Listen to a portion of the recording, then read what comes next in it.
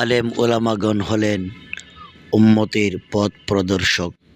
তাদের মুখে কোরআনের বাণী, হৃদয়ে উম্মতের চিন্তা আর জীবনে দ্বীনের দাওয়াত।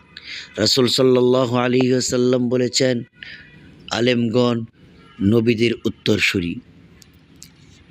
তাই যারা আলেমদের সম্মান করবে তারা আসলে দ্বীনকেই সম্মান করল।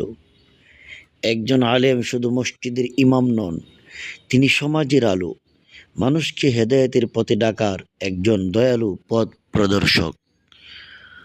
আজ যদি আলেমদের কদর কমে যায়, তাহলে সমাজ থেকে ইলম, আদব ও তাকওয়া ধীরে ধীরে হারিয়ে যাবে। আসুন আলেম ওলামাদের সম্মান করি, তাদের কথা মনোযোগ দিয়ে শুনি এবং দ্বীনের পথে চলার চেষ্টা করি।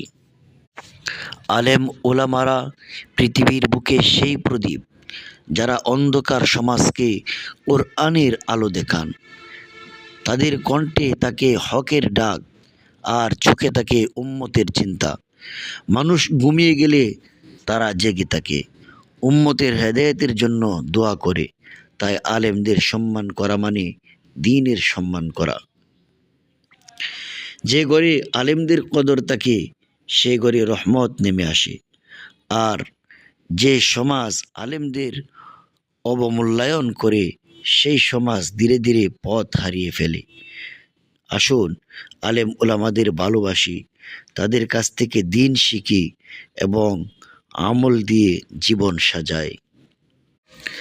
আলেমগণ শুধু ওয়াজ করেন না, তারা মানুষকে জাহান্নামের পথ থেকে ফিরিয়ে আনেন।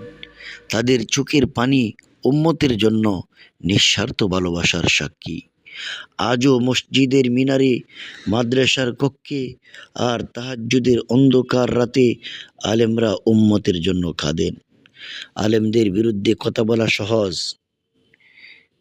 কিন্তু তাদের মতো দ্বীনের জন্য জীবন কাটানো কঠিন। তাই সমালোচনার আগে সম্মান শিখুন, কারণ আলেমরা নবীদের উত্তরসূরি। আরও নতুন নতুন ভিডিও পেতে চ্যানেলটি সাবস্ক্রাইব করুন।